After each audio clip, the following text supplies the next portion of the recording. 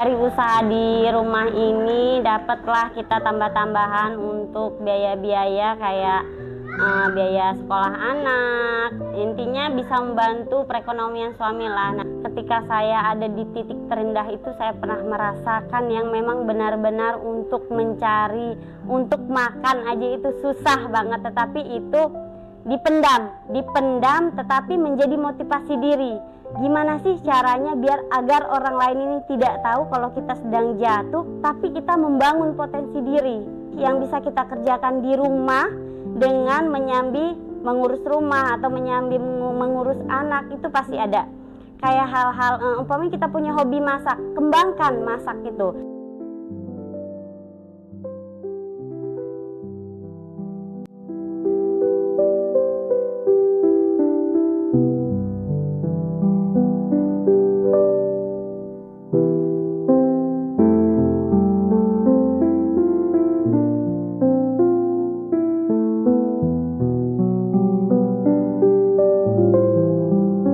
Assalamualaikum warahmatullahi wabarakatuh.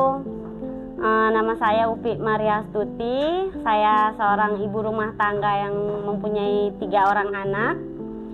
Usia sekarang memasuki usia 35 tahun dan kegiatan sehari-harinya berdagang. Bertempat tinggalnya di Negeri Sakti, Pesawaran, Kedondong. Awal pula punya usaha itu ya karena setelah menjadi istri pasti kan punya anak. Nah, di situ terbagi antara waktu mengasuh anak dan waktu bekerja. Nggak mungkin kalau kita bekerja itu anak ditinggalkan. Jadi kepikiran apa sih usaha kita yang bisa kita kerjakan sehari-hari tanpa meninggalkan seorang anak gitu. Nah, jadilah di situ saya awal mulanya buka usaha kecil-kecilan, buka warung di rumah.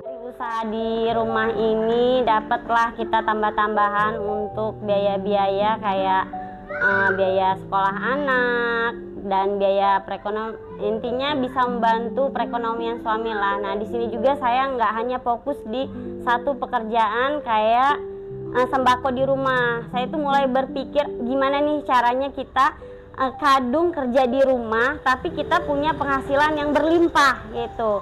Jadi saya ada satu perguruan di Niapur itu membuka usaha perkantinan. Di situ saya mulai mendaftarkan diri untuk mencoba terjun di usaha perkantinan.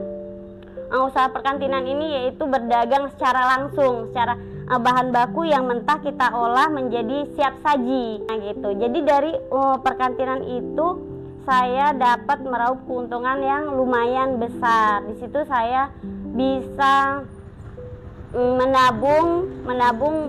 menambah hasil. Dan kalau dipikir-pikir kita itu dengan pegawai negeri itu cuman beda dengan seragam. Kalau pegawai negeri itu mungkin dia berangkat rapi dengan udah ada ada label pegawai negeri, jadi gajinya itu ada gitu. Sedangkan di kantin ini dengan tidak berseragam tetapi kadangkala yang tidak masyarakat tahu itu hasil dari dagang ini melebihi dari hasil dari pegawai negeri, sehingga dengan kita berdagang atau berjualan di rumah itu dapat omset yang lumayan. Di samping kita dapat omset, terus kita juga dapat mengurus keperluan rumah tangga, juga tidak meninggalkan anak. Dalam sehari-hari kita masih bisa memantau pertumbuhan dan perkembangan anak di rumah.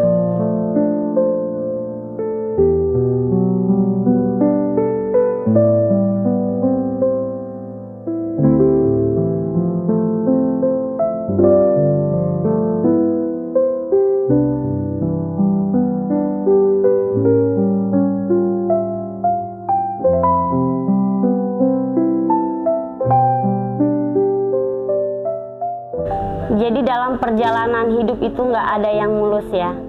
Kadangkala memang kita pernah ada di titik terendah suatu permasalahan. Nah, ketika saya ada di titik terendah itu saya pernah merasakan yang memang benar-benar untuk mencari, untuk makan aja itu susah banget. Tetapi itu dipendam tetapi menjadi motivasi diri. gimana sih caranya biar agar orang lain ini tidak tahu kalau kita sedang jatuh, tapi kita membangun potensi diri.